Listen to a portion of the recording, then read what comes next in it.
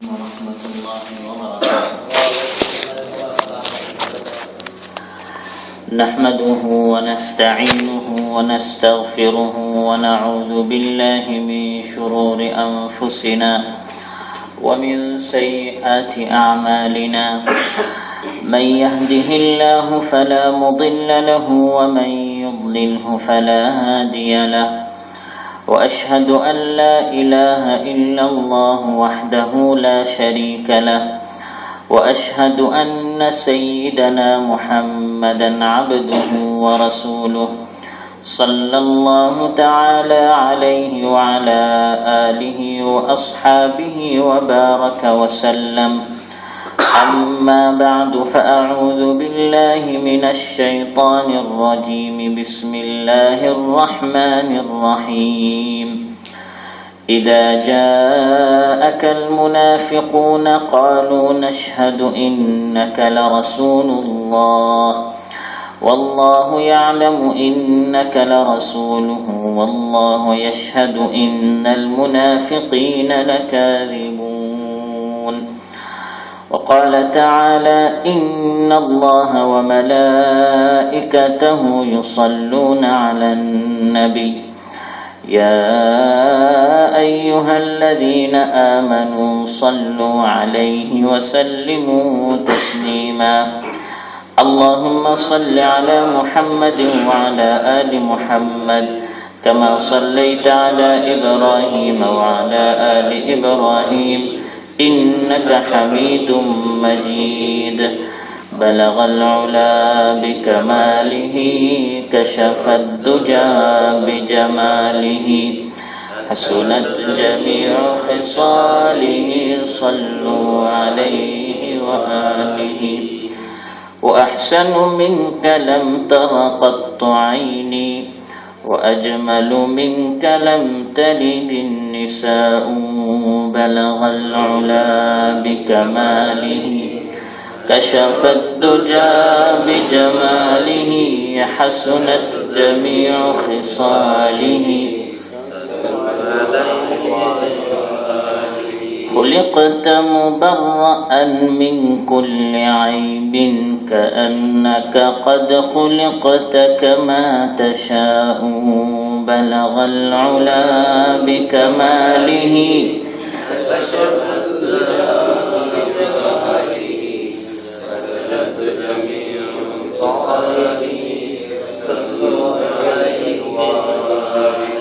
বাংলাদেশ কোরআন সুন্নাহ পরিষদ শহীদ সৈয়দ আহমদ শাখা কর্তৃক আয়োজিত আজকের এই মাহফিলের সম্মানিত সভাপতি এবং আমার সামনে উপবিষ্ট কোরআন প্রিয় রাসূল প্রিয় ভাইরা, আপনাদের সামনে আমি সূরা আল মুনাফিকুনের প্রথম আয়াত তিলাওয়াত করেছি। এই আয়াতের আলোকে আপনাদের সামনে কিছু আলোচনা করার চেষ্টা করব ইনশাআল্লাহ। আল্লাহ তাআলা বলেন তার নবীকে সম্বোধন করে যে হে নবী, ইযা জাআকাল মুনাফিকুন, মুনাফিকুন যারা আছে, যারা মুনাফিক, তারা যখন আপনার নিকট আসে তখন তারা বলে নাশহাদু ইন্নাকা লারাসূলুল্লাহ, যে আমরা সাক্ষী দিচ্ছি আপনি হচ্ছেন আল্লাহর রাসূল। আল্লাহ তাআলা বলেন ওয়াল্লাহু ইয়ালামু ইন্নাকা লারাসূলু, আল্লাহ তাআলা জানেন যে আপনি আল্লাহর রাসূল। ওয়াল্লাহু ইয়াশহাদু ইন্নাল মুনাফিকিনা লাকাযিবুন, আল্লাহ তাআলা এটাও সাক্ষী দিচ্ছেন যে মুনাফিক এসে যে আপনার সামনে কথাটি বলে যে আপনি আল্লাহর রাসূল, এই কথার মধ্যে তারা মিথ্যাবাদী, অর্থাৎ তাদের কথা এবং কাজে মিল নাই, গরমিল রয়েছে। বাহ্যিকভাবে প্রকাশ্যভাবে তারা দাবি করে যে তারা সাক্ষী দিচ্ছে যে আপনি হচ্ছেন আল্লাহর রাসূল, তারা আল্লাহ এবং তার রাসূলকে মানছে, কিন্তু বাস্তবে তারা আল্লাহ এবং তার রাসূলকে মানে না। তাদেরকে বলা হয় মুনাফিক। মুনাফিক প্রকাশ্যে এক জিনিস বলে আর গোপনে আরেক জিনিস করে। সেজন্য মুনাফিকের প্রথম এবং প্রধান যে চরিত্র সেটা হচ্ছে মিথ্যা। সেটা হচ্ছে কি? মিথ্যা। তারা এসে আল্লাহর নবীর সামনে বলে হে নবী, আমরা সাক্ষী দিচ্ছি যে আপনি আল্লাহর রাসূল। আল্লাহ তাআলা বলেন তারা তাদের সাক্ষীতে মিথ্যাবাদী, তাদের কথাটি ঠিক যে আপনি আল্লাহর রসুল, কিন্তু তারা যে বলছে যে আমরা সাক্ষী দিচ্ছি, সাক্ষীটা মিথ্যা, তারা আসলে সাক্ষী দিচ্ছে না, মনে মনে তারা আপনাকে মানে না। এই মিথ্যা কথা বলা এটা জঘন্য অপরাধ। বরং যত অপরাধ আছে প্রায় সকল অপরাধের মূলে রয়েছে মিথ্যা। সকল অপরাধের মূলে কি? মিথ্যা।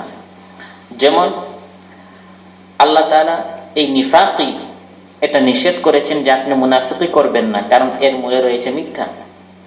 আপনি যখন নামাজ পড়বেন, রোজা রাখবেন, যাকাত প্রদান করবেন, তিলাওয়াত করবেন, তখন রিয়াকারীর সাথে মানুষদেরকে প্রদর্শন করাবার জন্য, দেখাবার জন্য আপনি সেগুলো করতে পারবেন না।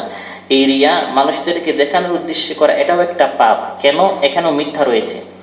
অর্থাৎ আপনি দেখাচ্ছেন যে আপনি আল্লাহর জন্য পড়ছেন, মূলত আপনি পড়ছেন মানুষের জন্য, মানুষদেরকে দেখানোর জন্য আপনি এই সকল ইবাদত করছেন। তো এভাবে অনেক কাজগুলো আল্লাহ তাআলা নিষেধ করেছেন, কারণ এগুলোর পিছনে রয়েছে মিথ্যা। এবং মিথ্যা হচ্ছে মুনাফিকের একটি আলামত। কার আলামত? মুনাফিক। এবং আমরা কেউ মুনাফিক হতে চাই? আমরা সবাই খাঁটি, খালিস, পাক্কা ইমানদার হতে চাই, খাঁটি ইমানদার হতে চাই, নির্ভেজাল ইমানদার হতে চাই, বেজাল মুক্ত ইমানদার আমরা হতে চাই। তাহলে আমাদেরকে মিথ্যা থেকে বাঁচতে হবে। নবী সাল্লাল্লাহু আলাইহি ওয়াসাল্লাম বলেন, মুনাফিকের কয়েকটি গুণ রয়েছে, চরিত্র রয়েছে। আয়াতুল মুনাফিকি সালাস, তিনটি হচ্ছে মুনাফিকের চরিত্র।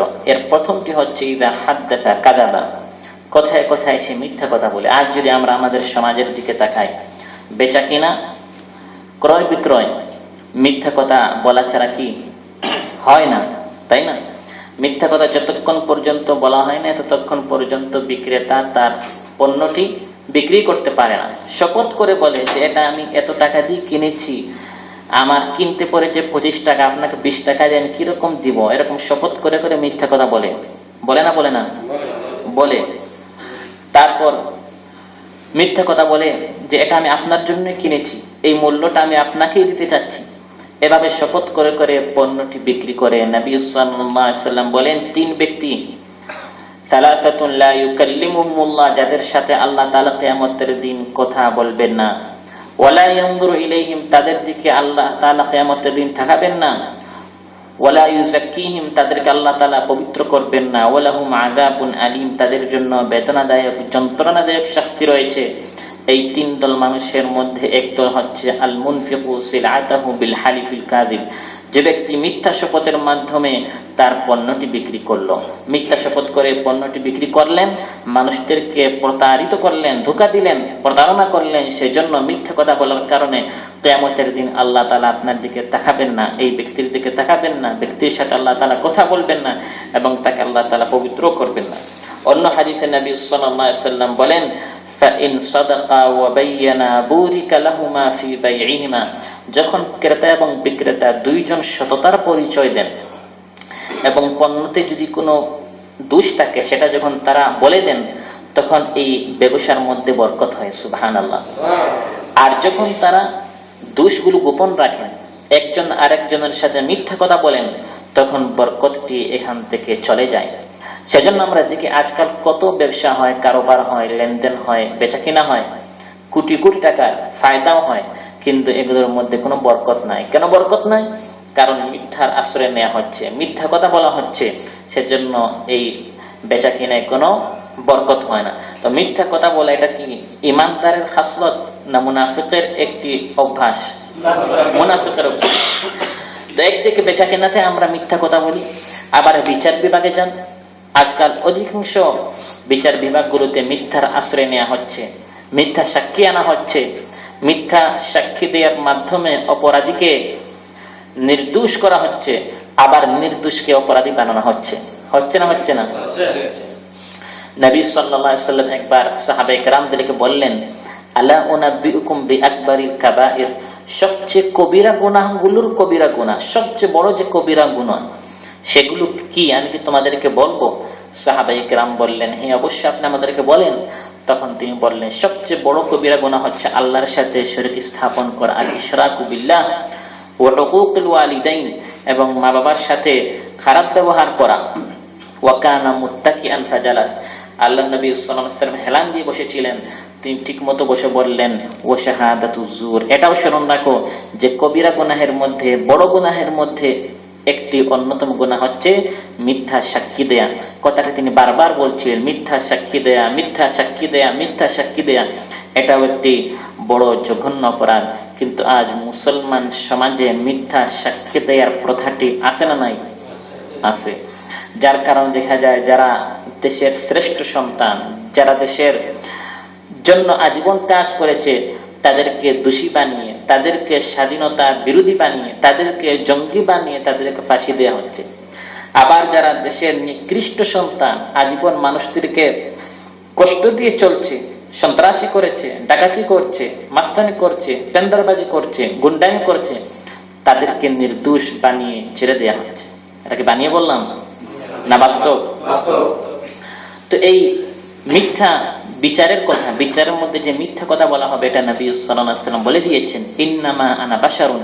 আল্লাহর নবী সাহাবায়ে কেরামদেরকে বলেন, শুনো, আমি একজন মানুষ, তোমরা বিভিন্ন কেস নিয়ে, মামলা নিয়ে আমার সামনে তোমরা আসো, ওয়া ইন্নাকুম তাখতাসিমুনা ইলাই, এবং অনেক সময় এরকম হয় লাআল্লা বা'দুকুম আলহানু বিহুজ্জাতিহি মিন বা'দিন, অনেক সময় এরকম হয় যে বাদী বিবাদীর মধ্যে একজন যুক্তি পেশ করার মধ্যে আরেকজনের চেয়ে বেশি তার বাকশক্তি বেশি স্পষ্ট হয়, তার বেশি টাকা পয়সা আছে, যার কারণে ভালো একজন উকিল আনতে পেরেছে। বিভিন্ন কারণে সে জানে যে সে এখানে জালিম, সে অত্যাচার করছে, জুলুম করছে, কিন্তু তার দলটি বেশি শক্তিশালী, বা তার গুন্ডা বাহিনী আছে, বা তার টাকা পয়সা আছে, যার কারণে সে তার ভাইয়ের হকটি নিচ্ছে। এবং আমি তো জানি না, আমি একজন বিচারক, তিনি যখন দেখেন যার পক্ষে সাক্ষী আছে, যার পক্ষে দলিল আছে, তার পক্ষে রায় দিয়ে দেন। এটা হচ্ছে বিচারকের নিয়ম, বিচারকের কাজ। এখন আপনি জানেন যে আপনি মিথ্যাবাদী, আপনি যে কাজটি করছেন এটা অন্যায় করছেন, আপনি আপনার ভাইয়ের জায়গাটি আপনি নিচ্ছেন, জমিনটি নিচ্ছেন, দোকানটি নিচ্ছেন, বাড়িতে নিচ্ছেন, এটা আপনি ভালোভাবেই জানেন, কিন্তু আপনার শক্তি আছে, বাক শক্তি আছে, টাকার শক্তি আছে, আপনার গুন্ডা বাহিনী আছে, আপনার একটি দল আছে, বিভিন্ন কারণে আপনি আপনার ভাইয়ের হকটি নিয়ে নিচ্ছেন। আল্লাহর নবী সাল্লাল্লাহু আলাইহি ওয়াসাল্লাম বলেন, যদি তোমাদের মধ্যে কাউকে আমি তার ভাইয়ের হক এরকম দিয়ে থাকি, তাহলে জেনে রাখো আমি তাকে দুনিয়ার কোন জায়গা জমিন দিচ্ছি না, বরং জাহান্নামের টুকরা দিচ্ছি। বলেন নাউযুবিল্লাহ। তো বুঝা গেল বিচার বিভাগেও কখনো কোনোভাবেই মিথ্যার আশ্রয় নেওয়া যাবে না, মিথ্যার আশ্রয় নেওয়া যাবে না।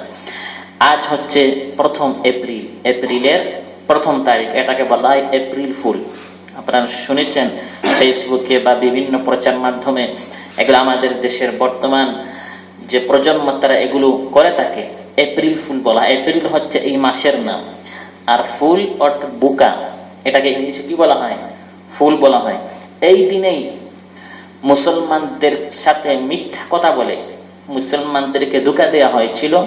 সেজন্য পাশ্চাত্যের সভ্যতায় যারা বিশ্বাসী, হিন্দু খ্রিস্টান, তারা এই দেশে খুশি, এই দিনে তারা খুশি করে থাকে, আনন্দে উৎফুল্ল হয়ে তারা অনেক কাজ করে, অনুষ্ঠান করে, কর্মসূচি পালন করে।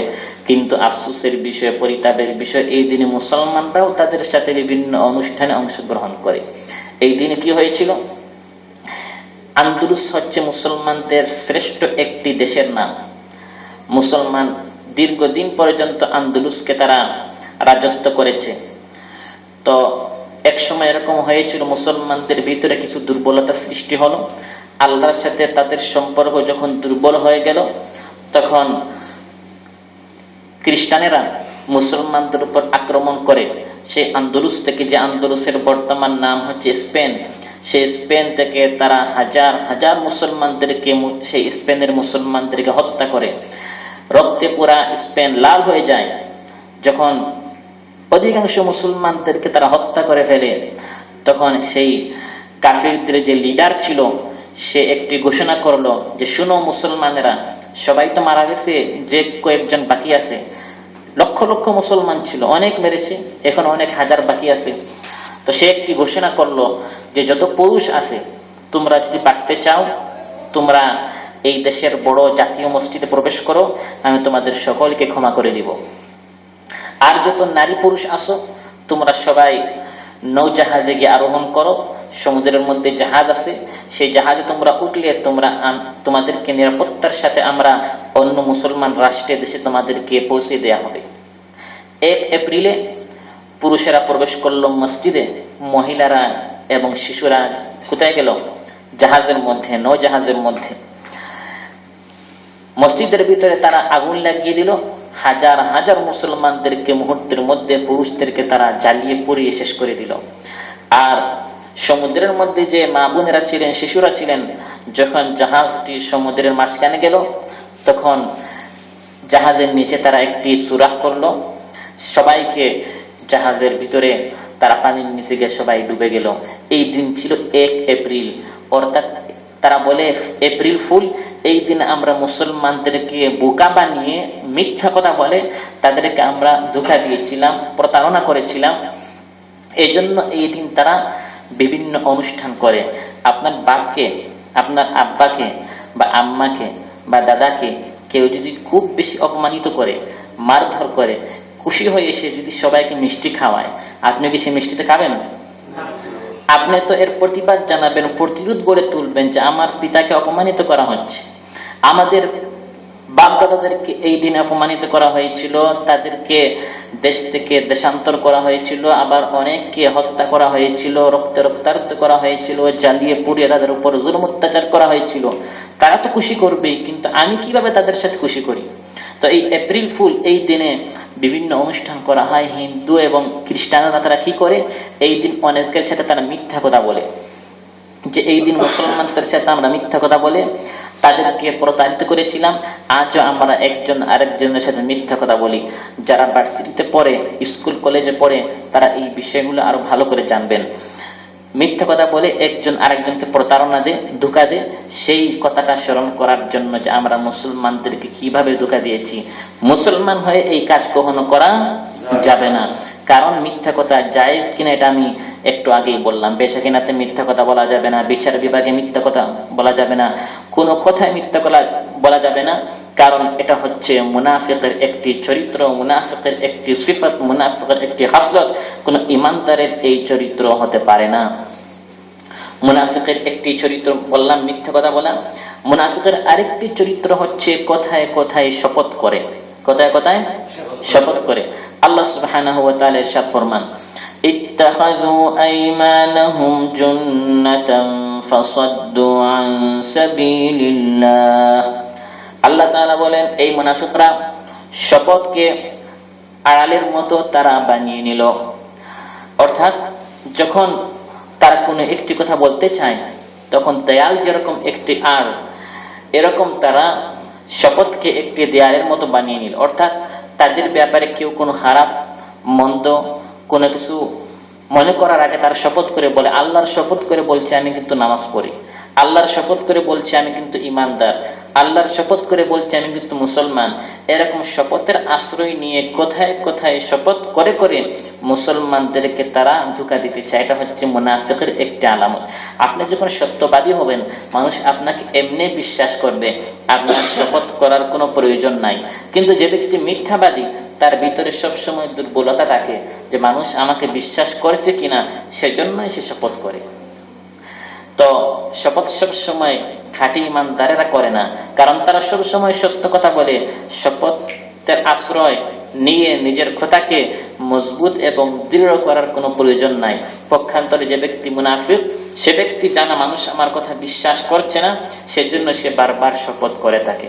আজকের এই আলোচনা থেকে যেটা আমরা জানতে পারলাম, বুঝতে পারলাম যে মুনাফিকের এই সকল আলামত থেকে, খাসলত থেকে, অভ্যাসগুলো থেকে আমাদেরকে দূরে থাকতে হবে। কারণ এগুলোর কারণে মানুষ ধ্বংস হয়ে যায়, উম্মত ধ্বংস হয়ে যায়। আল্লাহ সুবহানাহু ওয়া তাআলা বলেছেন, ওয়া কানা হাক্কান আলাইনা নাসরুল মুমিনিন। আল্লাহ তাআলার সাহায্য ঈমানদারদের সাথে, মুনাফিকদের সাথে নয়। আজ এই উম্মতের অধিকাংশ মানুষ হচ্ছে মুনাফিক। আল্লাহর সাথে কোনো সম্পর্ক নাই, নামাজের সাথে কোনো সম্পর্ক নাই, কথায় কথায় মিথ্যা কথা বলে। যার কারণে আল্লাহ তাআলা বলছেন ঈমানদারদেরকে সাহায্য করব।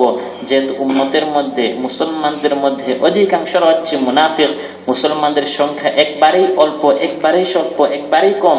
এই জন্য আল্লাহ সুবহানাহু ওয়া তাআলার সাহায্য থেকে আমরা বঞ্চিত হয়ে যাচ্ছি।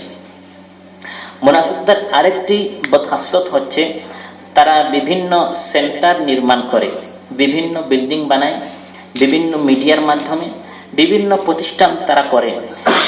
এগুলো করার উদ্দেশ্য থাকে মুসলমানদেরকে কষ্ট দেওয়া, মুসলমানদেরকে নাম দিয়ে নিজেকে মুসলমান, কিন্তু এমন একটা মিডিয়া করবে, মিডিয়াতে যারা কাজ করে, যারা প্রচার করে, যারা সংবাদ করে, যারা টক শোতে আসে, সবার নাম দেখবেন মুসলমান। ইসলাম আগে আছে বা পরে আছে, নামের দিন আছে, মোহাম্মদ আছে, মুসলমান, কিন্তু এসে যতটি বক্তব্য দেবে প্রত্যেকটি বক্তব্য হবে ইসলামের বিরুদ্ধে। এরকম আমাদের দেশে আছে না নাই? এই সকল মানুষ সম্পর্কে আল্লাহ তাআলা বলেন, والذين اتخذوا مسجدا ضرارا وكفرا وتفريقا بين المؤمنين وإرصادا لمن حارب الله ورسوله من قبل। আল্লাহ তাআলা বলেন একদল মুনাফিক আছে, তারা মসজিদ পর্যন্ত নির্মাণ করে, কিন্তু মসজিদের উদ্দেশ্য নামাজ এবং ভালো কাজ করা নয়, বরং মুসলমানদেরকে ক্ষতি করা। ইত্তাখাযু মাসজিদান দিরারান, মানুষদেরকে, মুসলমানদেরকে, ঈমানদারদের ক্ষতি পৌঁছানোর জন্য। ওয়া ইরসাদাল লিমান হারাবাল্লাহ ওয়া রাসূলাহু মিন ক্বাবল, আল্লাহ এবং তার রাসূলের যারা শত্রু আছে তাদের একটি সেন্টার, একটি কেন্দ্র এই মসজিদ হবে, এই জন্য তারা মসজিদ নির্মাণ করে। এটা মদিনার মধ্যে একটি ঘটনা ঘটেছিল যে মদিনার মুনাফিকরা তারা চিন্তা করলো, আমরা আল্লাহর নবীর সাথে যখন মসজিদে নামাজ পড়তে যাই তখন আমরা আলাদাভাবে মুসলমানদের বিরুদ্ধে ষড়যন্ত্র করতে পারি না। কোনো একটি কোনায় তারা বসে বসে যদি মুসলমানদের বিরুদ্ধে ষড়যন্ত্র করতে চায়, কারণ তারা তো মুসলমানদের সাথে নামাজও পড়তো, কিন্তু ভিতরে তারা মুনাফিক ছিল, আল্লাহকে মানত না, রসুলকে মানত না, মুসলমানদের চরম শত্রু ছিল। এখন আলাদাভাবে তারা কিরকম মুসলমানদের বিরুদ্ধে কলা কৌশল করতে পারে, ষড়যন্ত্র চক্রান্ত চাল করতে পারে, তারা ভাবলো এক কাজ করি, আমরা আলাদা একটি মসজিদ নির্মাণ করি, নাম দিব মসজিদ, কিন্তু কাজ সব হবে শয়তানের। এই ধরনের মুনাফিক বর্তমান যুগে আমরা পাবো। বিভিন্ন ইসলামী সংগঠনের নাম দিয়ে, বিভিন্ন মিডিয়ার মাধ্যমে, বিভিন্ন পেপারের মাধ্যমে যারা কাজ করছে সবাই নামে মুসলমান, সুযোগ পেলে হজ করে, উমরাও করে, নামাজও করে, রোজাও রাখে, কিন্তু প্রত্যেকটি সংবাদ হয় মুসলমানদের বিরুদ্ধে, প্রত্যেকটি খবর দেখবেন প্রচার করবে মুসলমানদের বিরুদ্ধে। নাস্তিকদের 10-15 জনের একটা মাহফিল হয়, 10-15 জনের একটি সভা হয়, এটা একবারে হেডলাইন করে পেপারের মধ্যে আসবে। আবার রাষ্ট্রধর্ম ইসলামকে বাতিল করতে চেয়েছে, দেশের লক্ষ লক্ষ তাওহীদি জনতা রাস্তায় আসছে, কিন্তু সেগুলো পেপারে পত্রিকায় তারা ঠিক মতো দেয় নাই। এগুলো আমরা যেগুলো পেয়েছি সব ফেসবুকের মাধ্যমে, কিন্তু প্রচার মাধ্যমে তারা কোনা থেকে 10-15 জন ফটো আনবে, যে মাত্র 10-15 জন চাচ্ছে রাষ্ট্রধর্ম ইসলাম বাতিল করা হয়, কিন্তু লক্ষ লক্ষ যারা চাচ্ছে উলামায়ে কেরাম এবং ইসলামী জনতা, তাওহীদি জনতা, এই সকল ফটোগুলো আনে না। যারা এই কাজগুলো করেছে তারা নিজেকে আবার মুসলমান হিসেবে দাবি করে। তো তারা এই সকল প্রতিষ্ঠানগুলো নির্মাণ করে মিডিয়াগুলোর মাধ্যমে, সেন্টারগুলোর মাধ্যমে, সংগঠনগুলোর মাধ্যমে, দলের মাধ্যমে, তারা উদ্দেশ্য তাকে ইসলামকে ধ্বংস করা, ইসলামের বিরুদ্ধে কাজ করা। আল্লাহ তাআলা এইগুলো আমাদেরকে চিহ্নিত করে দিচ্ছেন যে তাদেরকে চিনো, তারা নিজেদেরকে মুসলমান হিসেবে দাবি করলেও তারা আসলে মুসলমান নয়, তারা হচ্ছে কি মুনাফিক। এই মুনাফিকদের আরেকটি বদ অভ্যাস হচ্ছে, তাদের আরেকটি খাসলত হচ্ছে, তারা সব সময় মুসলমানদের ক্ষতি চায়। কোন সময় মুসলমানদের তারা কল্যাণকামী, শুভাকাঙ্ক্ষী, ভালো কিছু চায় না। সব সময় তারা মুসলমানদের ক্ষতি হলে তারা খুশি হয়, ভালো হলে তাদের খুব তাদের মনক্ষুণ্ণ এবং তারা মনে কষ্ট পায়। সেজন্য আল্লাহ তাআলা বলছেন, ইন তামসাসকা হাসানাতুন তাসুহুম ওয়া ইন তুসিবাকা মুসিবাতুন ইয়াকুলু ক্বাদ আখাযনা আমরানা মিন ক্বাবলু ওয়া ইয়াতাওয়াল্লাউ ওয়া হুম ফারিহুন। আল্লাহ তাআলা বলেন, যখন ইন তুসিবকা হাসানাতুন তাসুহুম, আপনার যখন কোনো ভালো একটি জিনিস হয় তখন তাদের খুব কষ্ট হয় যে মুসলমানরা নির্বাচনে তারা বেশি সিট পেয়ে ফেললো, ইসলামপন্থীরা বেশি বিজয়ী হয়ে গেল, ইসলামপন্থীদের সবাই বেশি মানুষ এসে পড়লো, ইসলামপন্থীদের মিছিলে বেশি মানুষ হয়ে গেল, ইসলামপন্থীদের বইগুলো বেশি প্রকাশনী বা বেশি প্রচার হচ্ছে, বেশি মানুষ পড়তেছে, ইসলামপন্থীদের ফেসবুক এবং অন্যান্য প্রচার মাধ্যমগুলোতে তাদের যে অ্যাকাউন্টগুলো আছে সেগুলো মানুষ বেশি ফ্রেন্ড হচ্ছে, সেগুলো মানুষ বেশি এগুলোর সাথে যোগাযোগ করতেছে, তাহলে এগুলো দেখে তাদের মনে কি হয়? কষ্ট পায় যে ইসলামের আজ জয় জয় হচ্ছে কেন। পক্ষান্তরে যখন মুসলমানরা কোথাও কষ্ট পায়, কোথাও যখন কোনো মুসলমান মারা যায়, কোথাও যখন মুসলমানদের কোনো মুসিবত বা কোনো বিপদে কোনো মুসলমান যখন আপতিত হয়, কোনো মুসিবতে যখন কোনো মুসলমান নিপতিত হয়, তখন তারা খুব খুশি হয়। আল্লাহ তাআলা বলেন, হে মুসলমানেরা, তাদের এই খুশি বা বেজারে তোমাদের জন্য কোনো কিছু আসে না যায়, বরং তোমরা সবসময় মুনাফিকদেরকে শুনিয়ে দিবে, lan yusibana illa ma kataballahu lana huwa maulana wa 'ala Allahi falyatawakkalul mutawakkilun। আল্লাহ তাআলা বলেন, মুনাফিকদেরকে তোমরা বলে দাও, হাল তারাব্বাসুনা বিনা ইল্লা ইহদাল হুসনাইন, তোমরা আমাদের ব্যাপারে যে মন্দ বা খারাপ কিছু চাও, তোমরা তো আমাদের কাছ থেকে দুই জিনিস চাও, এবং এই দুই জিনিসটা আমাদের জন্য ভালো। যুদ্ধে গেলাম, যদি মরে যাই আমি তো পরাজিত হই না, আমি শহীদ হয়ে গেলাম, বলেন সুবহানাল্লাহ। আর যদি শহীদ না হয়ে যদি বিজয়ী হই, তাহলে তো এটা তো আরেক ধরনের ভালো। তাহলে আমি বাঁচলেও আমার জন্য ভালো, মরলেও আমার জন্য ভালো, আমার ক্ষতির কিছু নাই। আমি বাঁচলে গাজী, মরলে কি শহীদ। তো সব দিকেই আমার জন্য ভালো, কিন্তু তোমাদের জন্য সব দিকেই সমস্যা। যদি তোমরা মারা যাও জাহান্নামে যাবে, আর যদি তোমরা বাঁচো সবসময় টেনশন থাকে, কোন সময় না জানি মুসলমানরা বিজয়ী হয়ে যায় কিনা। তাহলে সবসময় তোমাদের কষ্ট থাকে, বেদনা থাকে, চিন্তা থাকে, টেনশন থাকে। আর আমাদের তো কোনো সমস্যা নাই, আমাদের ব্যাপারে তোমরা যতই ষড়যন্ত্র চক্রান্ত করো না কেন, আমাদের কোনো সমস্যা নেই। হাল তারাব্বাসুনা বিনা ইল্লা ইহদাল হুসনাইন, তোমরা তো আমাদের ব্যাপারে দুটি কল্যাণই চাও। আমরা যুদ্ধে গেলাম, যদি বিজয় হয়ে যায়, বিজয় আমাদের জন্য একটি কল্যাণ, আর যদি বিজয় না হয়ে শহীদ হয়ে যায়, সেটা আমাদের জন্য কল্যাণ না অকল্যাণ? কল্যাণ। তা আল্লাহ তাআলা বলেন, শুনে রাখো, লা ইউসিবানা ইল্লা মা কাতাবাল্লাহু লানা, আমাদের যদি কোনো মুসিবত হয়েও থাকে আমাদের কোনো টেনশন নাই, কারণ আমাদের ঈমান আছে যে যা আল্লাহ তাআলা আমাদের ভাগ্যে লিখে রেখেছেন সেটাই আমাদের ভাগ্যে হবে, তার চেয়ে বেশি কোনো কিছু হবে না। আমাদের ভরসা আল্লাহ তাআলার উপর, আল্লাহ তাআলার উপর ঈমানদারেরাই ভরসা করে থাকে। তাহলে বুঝলাম এই সকল মুনাফিকদের যে আলামতগুলো আছে, মুনাফিকদের এই চরিত্রগুলো আছে, এগুলো আমাদের জানা দরকার না জানা দরকার নাই? আপনারা ঘুমাচ্ছেন নাকি? এগুলো আমাদের জানা দরকার। কেন জানা দরকার? যাতে করে এই কোনো একটি গুণ বা চরিত্র অভ্যাস যদি আমার জীবনে থাকে, আমার মধ্যে থাকে, সেগুলো থেকে আমাকে বাঁচতে হবে। আর যদি বাচ্চার আমি চিন্তা না করি, মুনাফিকি মৃত্যু যদি আমি বরণ করি, তাহলে আমার জন্য কি শাস্তি অপেক্ষা করছে? وعد الله المنافقين والمنافقات والكفار نار جهنم خالدين فيها। আল্লাহ তাআলা বলেন, মুনাফিক নরনারী সকল মুনাফিকদের জন্য আল্লাহ তাআলা জাহান্নাম তাদের জন্য ঠিকানা হিসাবে জাহান্নাম তাদের ঠিকানা বানিয়ে রেখেছেন। বলেন নাউযুবিল্লাহ।